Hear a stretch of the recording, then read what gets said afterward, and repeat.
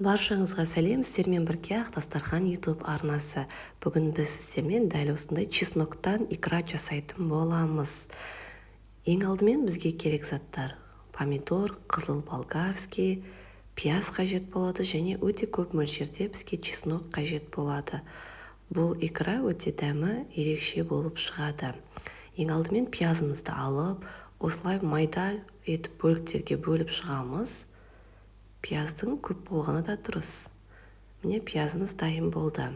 Ендігі кезекте қызыл болгарский.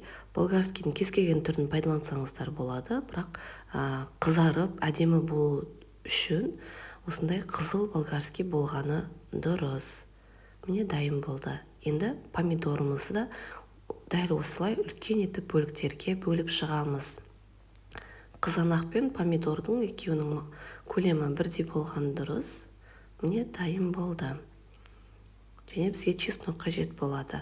Ал енді осы заттың барлығын біртіндеп қуырып шығамыз. Қызып тұрған ыдысымызға сұйық майды құямыз қалауымызша. Және оның үстіне пиязымызды салып, жақсылап қызарғанша қуырып аламыз. Пияздың жақсылап қызыл түске енгенше қуырылғаны дұрыс. Міне дәл осындай түске дейін. Одан соң үстіне қызыл болгарскийімізді қосып, оны да жақсылап қуырып алатын боламыз. Міне дайын болды. Келесі кезекте осылай ашылған чесногымызды бүтіндей оны бөлікке бөлудің қажеті жоқ. Дәл осылай салып аламыз. Міне ол да шамалы қуырылған соң үстіне помидорымызды қосып, жақсылап бір қайнағанша қайнатып аламыз. Оның үстіне татымына қарап тұз қосамыз. Және егер аскөктеріңіз болса, оны көптеп қоссаңыздар болады. Мен үйдегі бар аскөкті қостым. Міне қараңыздар, өте дәмді, түрі де өте керемет. Енді осының аздап қайнағанын күтеміз. Одан соң бір қайнағаннан соң үстіне осылай 2 дана қызыл әші бұрышты қосып жіберсек те болады. Жақсылап қайнап піскенін күтетін боламыз.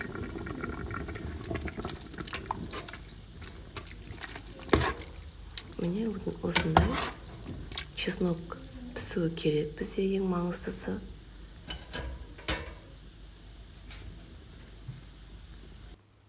Чесногымыз егер піскен болса, осылай блендердің көмегімен барлығын бір келкі қоймалжың масса болғанша блендермен езіп алатын боламыз. Одан соң тағы да бір қайнатып аламыз. Жақсылап барлығы пісіп таза қайнағаннан соң стерилденген осылай 1 литрлік банкаларға жапсаңыздар ыңғайлы. Қыста өте таптырмас икра болып табылады. Барлығын жауып болған соң оның үстін жауып бір күнге қалдырып қоямыз. Міне біздің чесноктан жасалған икраларымыз дайын болды. Кез келген тағаммен немесе нанның бетіне жағып та жіберсеңіздер болады. Міндетті түрде жасап көріңіздер. Ал ас болсын сіздерге.